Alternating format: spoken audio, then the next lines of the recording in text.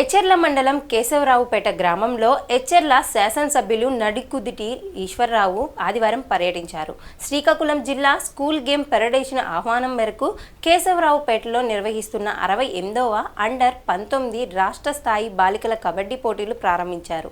పాఠశాల స్థాయి నుంచి విద్యార్థులు చదువు, ఆటలు రెండు సమానంగా భావించాలని అన్నారు. క్రీడాకారులకు శుభాకాంక్షలు తెలిపారు. ఈ కార్యక్రమంలో విద్యాశాఖ అధికారులు, క్రీడాకారులు పాల్గొన్నారు.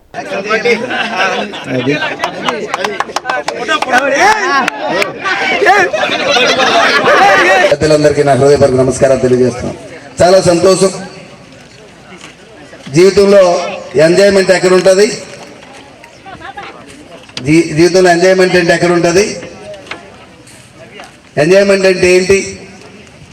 సినిమాలు, షికార్లు, మంచి బట్టలు వేసుకోవడం, మోటార్ వెహికల్ మీద తిరగడం, కార్ల మీద తిరగడం, అది కాదు ఎంజాయ్మెంట్ అంటే.